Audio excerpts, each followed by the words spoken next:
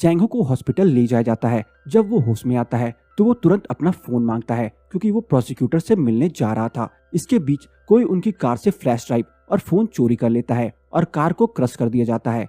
Chang हो के खून में ड्रग्स का पता चलने की वजह से पुलिस उसे अरेस्ट कर लेती है और जब उसे ले जाया जाता है मीहो उससे कहती है कि वो हिम्मत बनाए रखे और उसके पिता उसे बहुत जल्द यहाँ से बाहर निकाल लेंगे। पुलिस स्टेशन में चैंग हो को ये समझ आता है कि उसके ड्रिंक से छेड़छाड़ किया गया था। वो मेयर चॉय से मिलता है और सब कुछ बताता है कि गोंग जी हॉन ने एविडेंस खत्म करने के लिए ये सब कुछ किया है, लेकिन मेयर चॉय खुश नहीं होता कि चैंग हो जी हॉन से मिला और मदद करने से मना कर देता है। इसी बीच रीजनल इन्वेस्टिगेशन यूनिट चैंग हो और गो गी क्वांग के लॉ ऑफिस पे जाती है और उस जगह को पूरी अच्छी तरह से सर्च करती है। चैंग हो के फादर इन लॉ को हैरानी होती है जब उन्हें वॉल्स और सीलिंग्स में से सूटकेस मिलता है जिसमें गोल्ड बार्स, एक गन और बहुत सारा कैश मिलता है। ऐसा लगता है कि उन्हें पता था कि ये सब उन्हें कहाँ मिलेगा।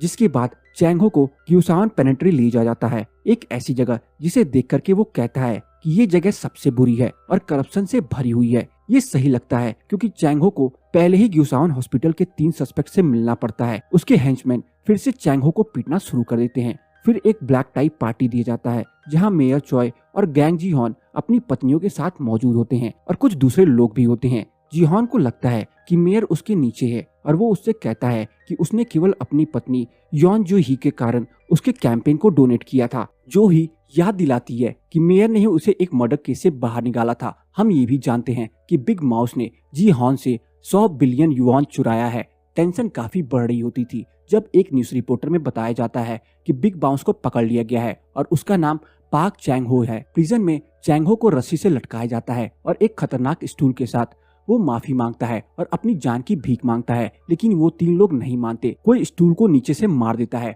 और वो लटक जाता है और ऐसा लगता है कि वो मर गया। लेकिन उसी वक्त वार्डन को जीहॉन का कॉल आता है जो कहता है कि चैंग हो को जिंदा रखना चाहिए क्योंकि वो बिग माउस है। वार्डन डॉक्टर्स को लाता है जो चैंग हो को फिर से जिंदा करते हैं। बाहर मीहो को चैंग हो का वकील दोस्त किम सॉन्टियो उनसे मिलने जाता है, लेकिन उसे बताया जाता है कि चैंग हो ने मिलने से मना कर दिया है। जल्द ही उसे ये पता चलता है कि ये क्लेम है कि चैंग हो ही बिग माउस है। मीहो रिपोर्टर्स के सामने खड़ी होती है और चैंग हो को डिफेंड करती है और कहती है कि उसको फ्रेम किया गया है। वो उसको एक डायरेक्ट मैसेज भेजती है याद दिलाते हुए कि उसका एक परिवार है और कहती है कि वो उसके इनोसेंस को साबित करने के लिए लड़ेगी। चैंग हो अपनी नई सेल में नए प्रिजनर से घिरा हुआ होता है और टीवी देखता है और रो पड़ता है। बाद में उसका एक प्रोसिक्यूटर के साथ इंटरोगेशन होता है और वो ऑफिस में मिली सारी चीजों के बारे में इनकार कर देता है। उसका एक लाई डिटेक्टर टेस्ट होता है जो कि ठीक चलता है, पर सिर्फ तब तक जब तक उससे ये नहीं पूछा जाता कि वो बिग माउस है। उसका हार्ट रेट स्पाइक करता है, शायद क्योंकि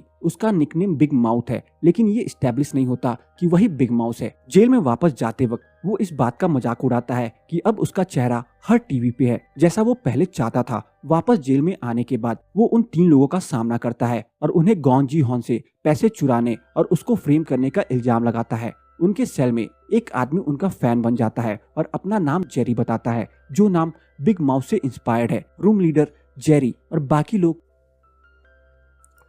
कहानी की शुरुआत गुचाओ हॉस्पिटल मर्डर केस के 3 लोग वापस जाते हैं और गोंग जी हॉन को समझाते हैं कि चैंग हो का कुछ करना चाहिए क्योंकि उसकी टेस्टिमनी उन्हें मुसीबत में डाल सकती है। लेकिन जी हॉन इस बात को लेकर के ज्यादा चिंता में नहीं है क्योंकि उसका ज्यादा इंटरेस्ट बिग माउस से पैसा वापस लेने में है। फिर जी हॉन प्रोसिक्यूटर से मिलता है जो कि चैंग हो से क्वेश्चन कर रहा था। प्रोसिक्यूटर उससे इन्वेस्टिगेशन के बारे में बताता है और प्रॉमिस करता है कि वो पैसे वापस कर देगा। ऐसा लगता है कि जी हॉन और प्रोसिक्यूटर आपस में मिले हुए हैं, लेकिन चीजें तब बदलती हैं जब हम देखते हैं कि प्रोसिक्यूटर एक गाड़ी में मेयर चॉय के साथ बैठा है। वो मेयर को एक बुक देता है जिसमें बिग माउस के सारे ड्रग डीलर्स के नाम है। मेयर चॉय प्रोसिक्यूटर को वार्न करता है कि वो इसका विश्वास नहीं तोड़े। इसी बीच मीहो, उसका पिता और सॉन्टे ये डिस्कस करते हैं कि कैसे चैंग हो की इनोसेंस को साबित करना चाहिए। वो फैसला करते हैं कि वो रिसर्च पेपर को ढूंढेंगे जो कि उस मरे हुए डॉक्टर ने लिखी थी जिसकी वजह से उसकी मौत हुई। बाकी 2 लोग मीहो को डिस्करेज करते हैं, लेकिन वो अपनी राह पे आगे बढ़ती है।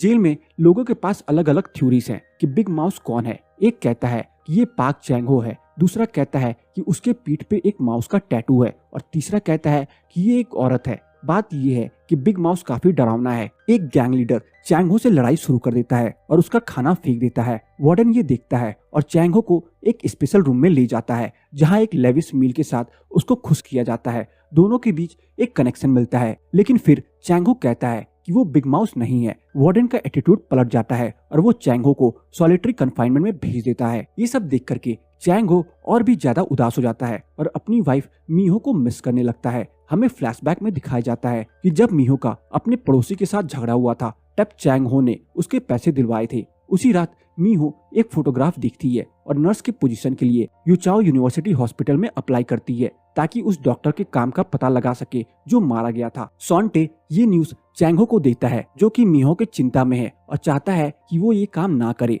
चैंग हो अपने दोस्त से कहता है कि वो डाइवोर्स पेपर्स बनाए क्योंकि ये आखिरी काम है जो वो मीहो के लिए कर सकता है ताकि उसकी जिंदगी नॉर्मल हो सके। अब हमें फिर फ्लैशबैक में ले जाया जाता है जब चैंग हो मीहो से ब्रेकअप करना चाहता था क्योंकि वो अपने एग्जाम में बार बार फेल होता था। उस वक्त मीहो उसको संभालती है और कहती है कि वो उसका ख्याल रखेगी। वो कहती है कि उन्हें शादी कर लेनी चाहिए और हम फिर देखते हैं कि जब चैंग हो ने अपना लॉ फर्म खोला वो मीहो को एक लाइफ इंश्योरेंस का कॉन्ट्रैक्ट देता है और कहता है कि उन्हें शादी कर लेनी चाहिए। कहानी वापस प्रेजेंट में आती है। चैंग हो अब सबसे नीचे जा चुका होता है और सोचता है कि सुसाइड ही बेहतरीन रास्ता है।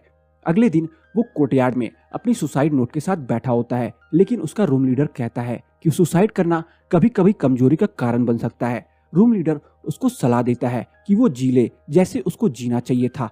चैंग हो को समझ आता है कि उसके आसपास बहुत सारे कातिलों का जमावड़ा है और उसे खुद ही कुछ करना होगा। जिसके बाद चैंग हो एक नाटक करता है और गार्ड्स पर चिल्लाता है कि वो उसे गोली मार दे। ये काम नहीं करता क्योंकि वार्डन को समझ आता है कि ये चैंग हो है और वो इंश्योर करता है कि उसे जिंदा पकड़ा जाए और ये एपिसोड्स यहीं खत्म हो जाती है। तो बस आज की इस वीडियो में इतना ही। चैनल पे नए हैं तो चैनल को जरूर सब्सक्राइब कर लें ताकि मुझे ऐसी ही मोटिवेशन मिलती रहे और मैं आप सबके लिए अच्छी से अच्छी वीडियोस लाता रहूं।